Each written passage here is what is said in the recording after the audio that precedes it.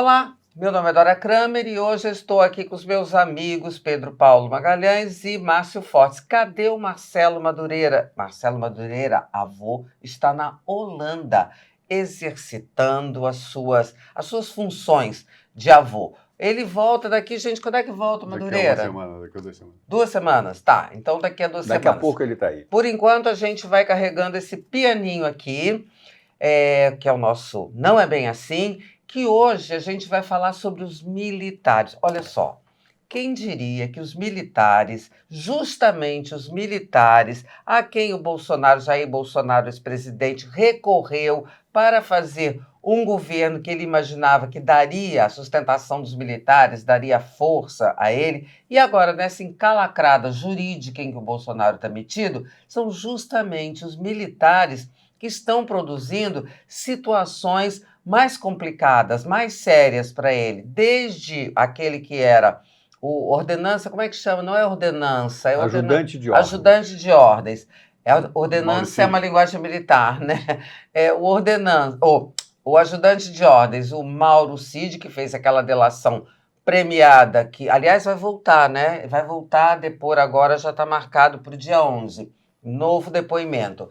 Ele fez aquela delação premiada que revelou várias coisas que complicam o Jair Bolsonaro e agora, recentemente, estamos aqui, está fresquinho, né, na nossa cabeça, 2 ex-comandantes de força, o então comandante do Exército, general Freire Gomes, e o então comandante da Aeronáutica, o Batista Júnior. Os dois, inclusive, bolsonaristas, até porque se não fossem, não estariam, de repente, nesses postos, mas eles não embarcaram na levada da proposta do golpe. E mais, agora, nos depoimentos à Polícia Federal, ao contrário de alguns militares que ficaram em silêncio, eles falaram coisas que implicam o Bolsonaro, principalmente o Freire Gomes, o general. Ele disse que o seguinte, que o presidente da República apresentou a ele, conversou sobre a minuta do golpe, e que ele não tirou aquele pessoal lá do acampamento do Exército porque a mando do presidente da República. Isso é um pouquinho do que foi revelado no depoimento, que só o do Freire Gomes levou quase 8 horas. Então, na hora que esse depoimento vier a público, que o Alexandre de Moraes liberar o sigilo, a gente vai ter conhecimento de muito mais coisas. Vejam que ironia do destino. Bom, estamos combinados? Esse é o assunto. Agora, antes da gente começar, eu quero pedir que você fique aí, porque já já o Não É Bem Assim está no ar.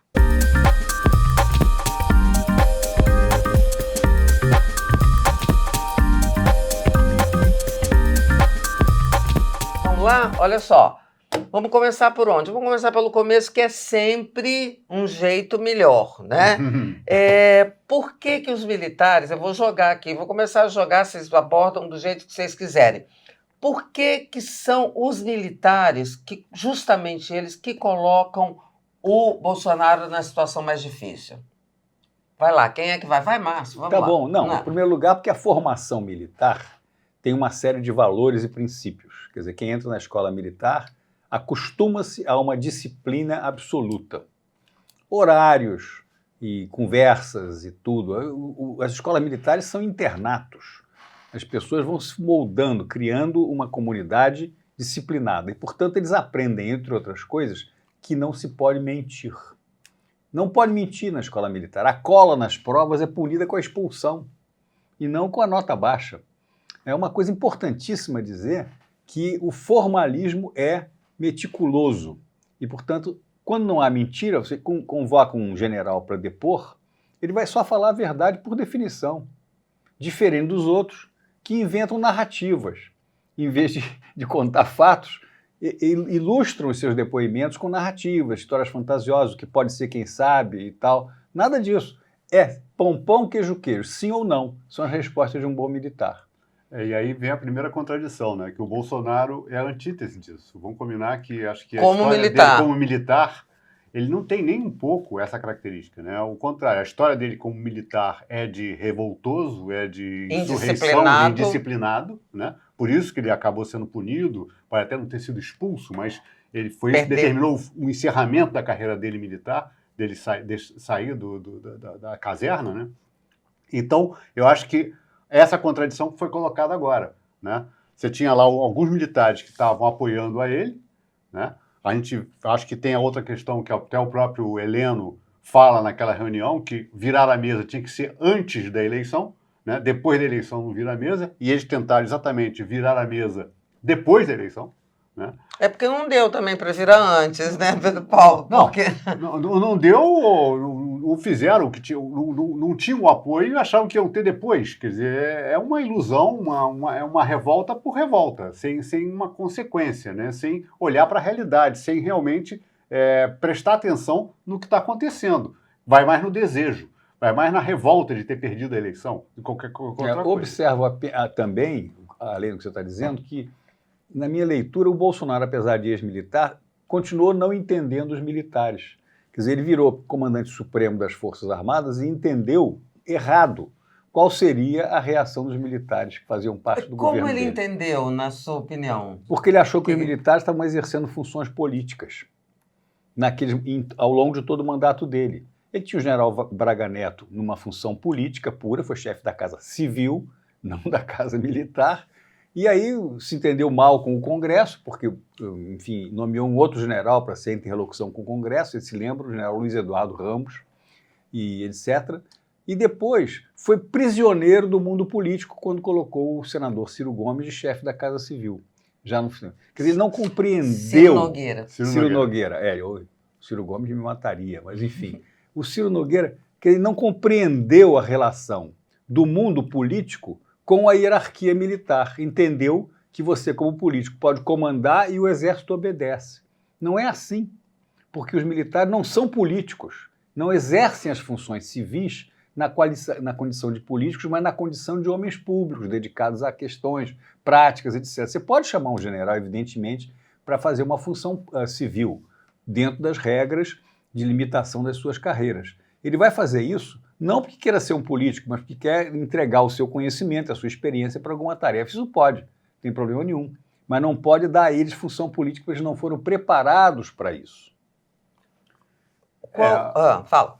Não, é só que a outra feição que eu acho que é difícil de aceitar e que acho que os militares têm, naturalmente, quem tem essa impregnado por essa disciplina, por essa formação, como você falou, sólida, é a questão de apresentar um golpe como sendo constitucional, né? Que é isso que é a discussão que o Bolsonaro está colocando, que então, como que eu fiz alguma coisa de errado se eu estava fazendo medidas constitucionais?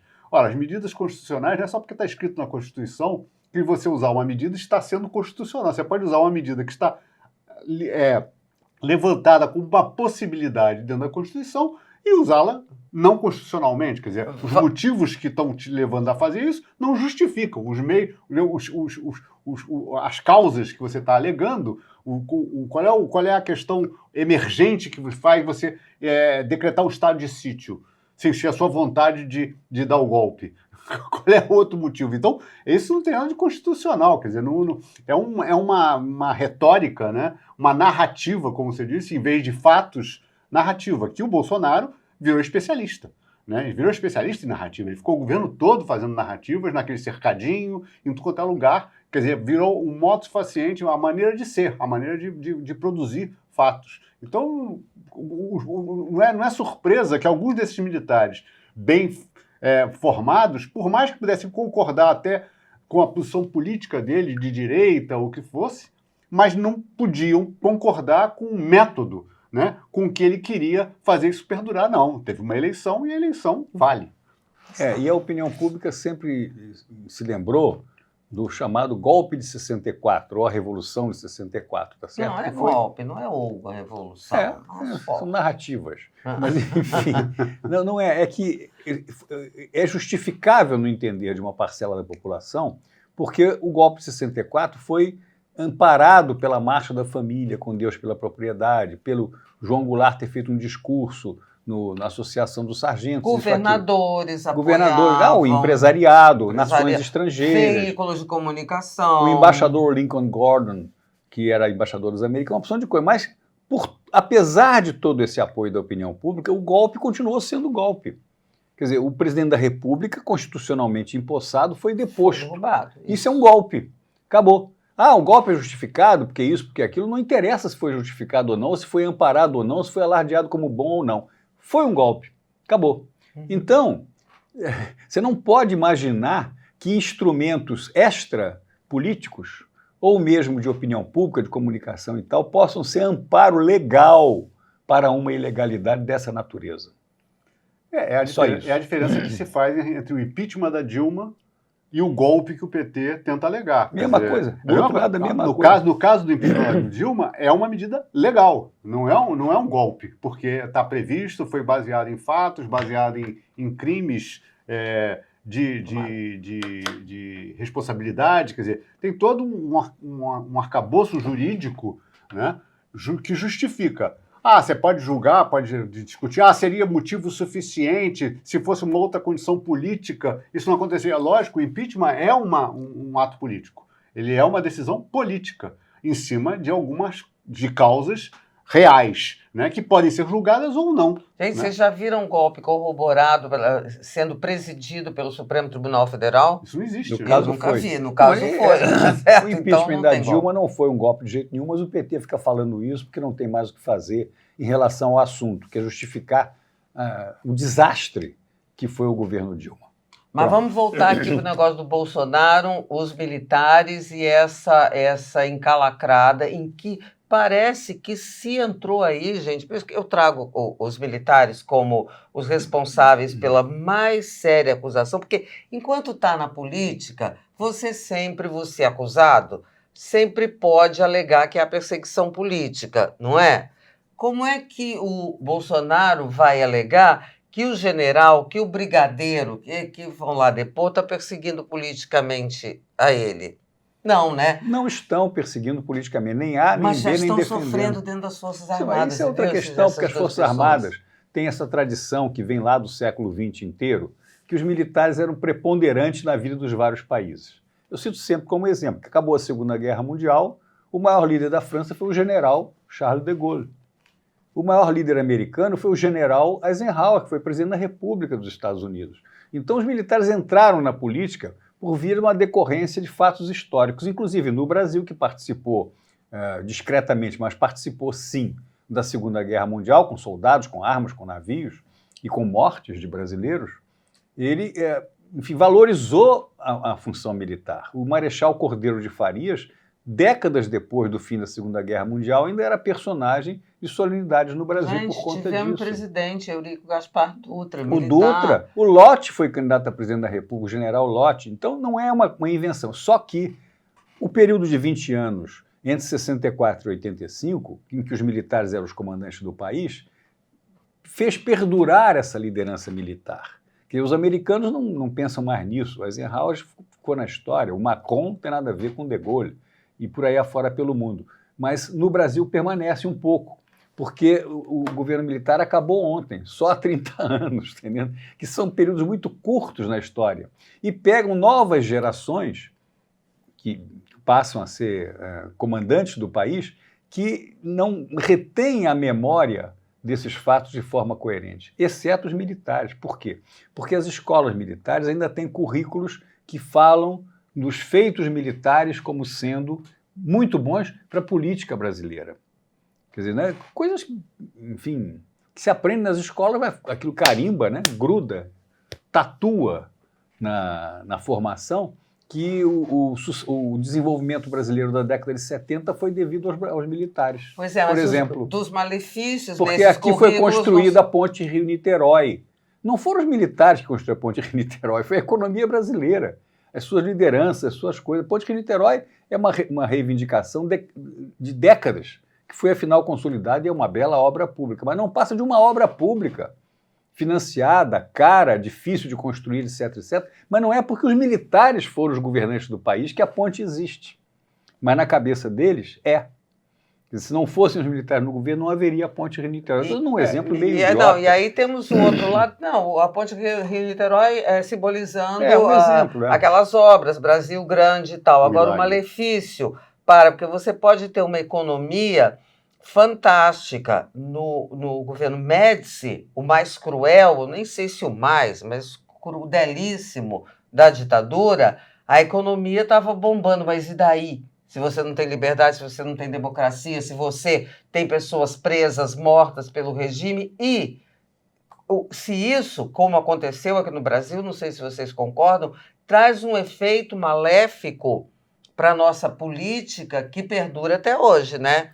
Sim, acho que o governo Bolsonaro foi o primeiro governo, depois de encerrada a ditadura, né, que voltou a ser a normalidade democrática, que flertava com essas ideias, que flertava com comemorar a Revolução de 64.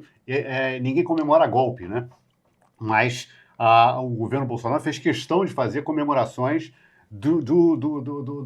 da revolução, né? Chamando de revolução, e militares se posicionando contra isso, enquanto que todos os governos anteriores que você teve, eles renegavam essa situação, quer dizer, não reconheciam méritos para comemoração, ao contrário, né?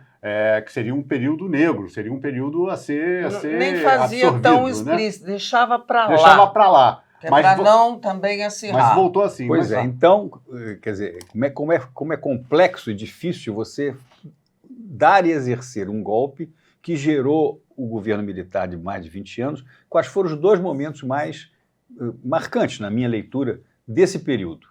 O primeiro, qual foi o grande assunto do governo Geisel na área política, além do pacote de abril? Eu pensei no pacote de abril, não lembro de outro. Foi a exoneração do comandante do Exército da época. Tá. Sim. Edinardo. Silvio Frota. Ali, Silvio Frota o Geisel militar, era esse comandante sim. de São Paulo. Silvio Frota era porque ministro. foi encontrado o cadáver do jornalista lá, tá certo? No coisa. Então, o Geisel teve que exercer a sua autoridade política e militar, porque ele era, tá certo? Contra um movimento que não era individual daquele general. Havia outras pessoas envolvidas igualmente comprometidas com a ditadura. Havia um golpe sendo engendrado. Então, foi a coisa mais importante. Os militares contra militares. Foi a coisa mais importante do Geisel nessa questão. É no passado, mas foi. A outra é aquele xiste, aquela coisa maluca do general Figueiredo, então, presidente, assim, a democracia eu prendo e arrebento. Quer dizer, quem não for democrata e não quiser acabar com o governo militar, eu, militar, prendo e arrebento. Não é julgo, processo, não.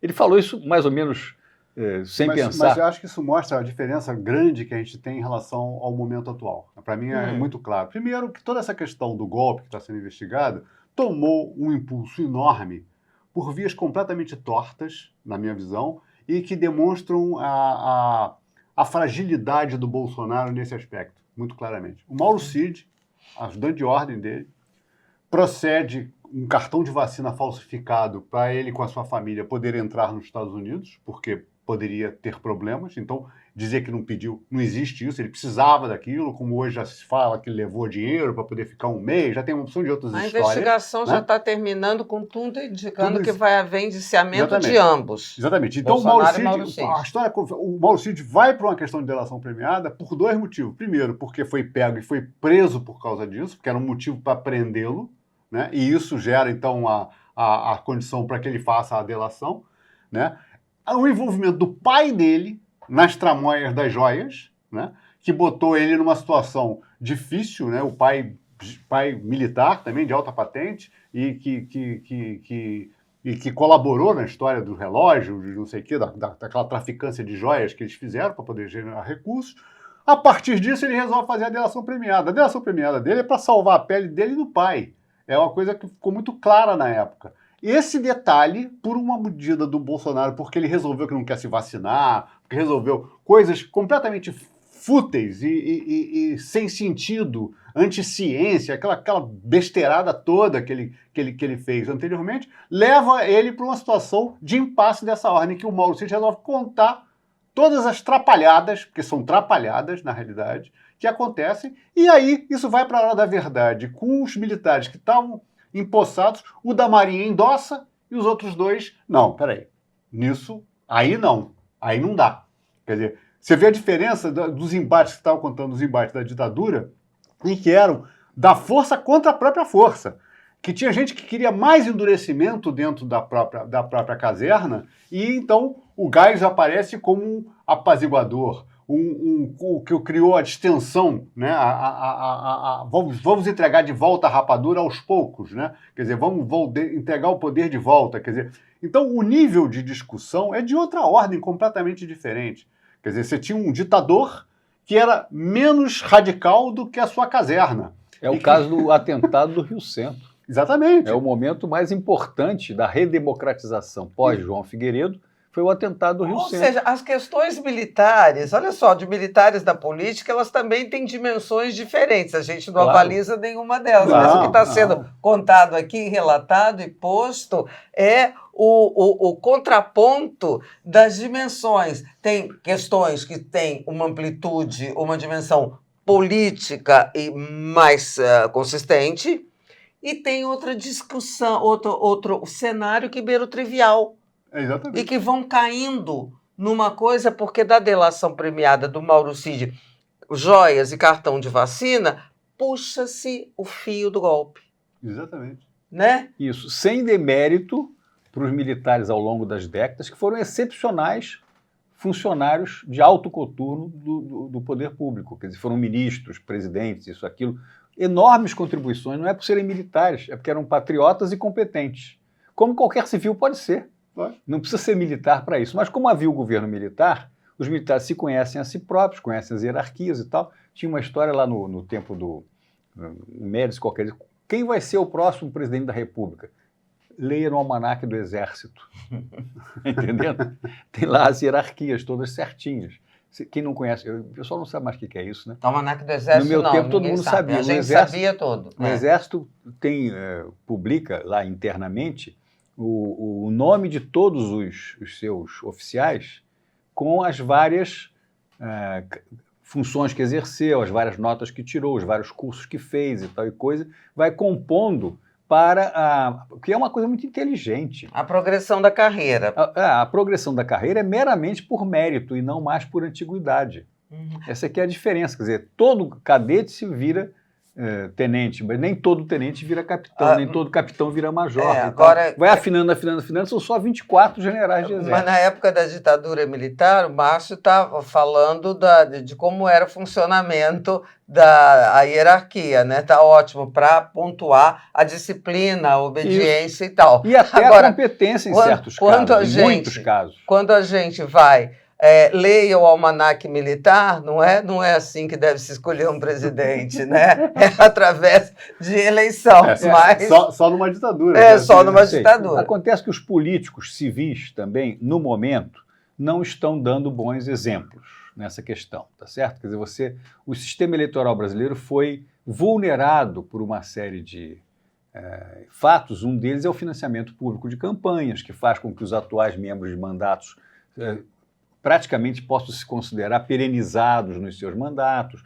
o dinheiro para as suas campanhas sai deles lá mesmo, que quem comanda são as hierarquias partidárias. Então nós estamos substituindo uma espécie de ditadura militar por uma ditadura partidária. Mas isso é uma outra questão. Que é outra questão. Eu quero pegar questão aqui... tem a ver com Lava Jato, né? Tem a ver com mas antes de... porque a gente ia falar de Lava Jato, gente, mas eu acho que não vai dar tempo. Enfim, porque eu preciso fechar esse assunto com uma questão que fora a consequência para o Bolsonaro, tá, de tudo isso que já está caminhando, e a consequência para o estamento militar, sabe? Que volta para a caserna, né? Fica ali, mas está no banco dos réus. Por mais que banco dos réus, assim, metaforicamente, tá? Porque esses dois militares que falaram na condição de testemunha, tá? Eles não são investigados, mas enfim, estão na polícia, estão num ambiente que eu acho que eles não esperavam. É um ônus de qualquer cidadão, militar ou civil.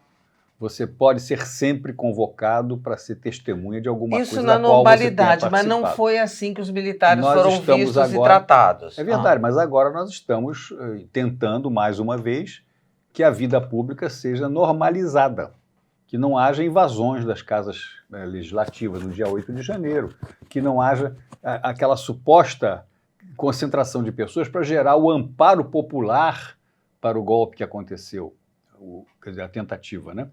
Então, agora nós estamos tentando normalizar isso. Não é fácil, não. As forças políticas não se movem com velocidade, nem com ordem unida. Elas se movem com convencimento, com conversa, com a evolução, com a sucessão dos períodos eleitorais, com as conquistas na área econômica, com o bem-estar da população, com medidas Mas, administrativas. Márcio, os militares já tinham recuado, o Bolsonaro vem com eles de novo e eles, como a gente está vendo agora, porque isso tem rebatimento da imagem da instituição. E eles aí se veem, estava tudo bem, ditadura tal, aí todo mundo aí foi se acalmando, transição, as Forças Armadas saíram daquela encalacrada e de novo estão aí. Mas eu acho que tem uma visão aí, que primeiro que o Bolsonaro já tinha mudado todo o comando militar, pouco no início do ano passado, de 2022, né? Porque percebeu, eu acho, provavelmente, que aquele comando não apoiaria nenhum, não ia dar abrigo de jeito nenhum a nada daquilo que ele tinha em mente, né? Que já vislumbrava essa possibilidade, porque ele pode ser tudo menos burro. Burro ele não é. Ele não é idiota. Ele tem lá, raciocina de uma maneira diferente do que a gente raciocina, mas ele tem lá sua capacidade de avaliação. Ele mudou o comando militar para botar um comando militar que lhe fosse mais favorável. Mesmo assim, a questão da disciplina, a questão de formação, não foi suficiente para dois deles, pelo menos, pelo que a gente está percebendo, para aderirem a uma aventura, né? Que muito diferente de 64, como você Márcio falou, 64 havia uma articulação muito maior. Qual era o governador que estava envolvido nesse ato de golpe? Lideranças empresariais. Do Bolsonaro? Ninguém. Congresso. Primeiro, segundo, se tivesse, eram todos governadores que estavam saindo do seu mandato. Porque já havia eleição e alguém ia assumir no dia 1º. Então, um momento político completamente errado para poder tentar fazer qualquer coisa logo após uma eleição. Quer dizer, todas as condicionantes eram de dificuldade. Mas você acha que tem consequência? É isso que eu queria fechar com isso. A consequência para as Forças Armadas ou não? É um episódio Acho que vai, é uma que passa, novidade se para as cura. Forças Armadas. Pois Acho é. É uma novidade ter esse julgamento sem ser na esfera militar, né? Tão na esfera normal civil. assim, para Eu eles acho é que essa é a novidade, né, Márcio? Para nós é que como você deve acabou de ser, falar. né? Mas para eles é novidade. Novidade. Você acabou de falar, o Bolsonaro veio e trouxe as Forças Armadas. Uhum. Eu não sei se ele trouxe as Forças Armadas ou teve 3 ou 4 líderes militares que aderiram a essas ideias.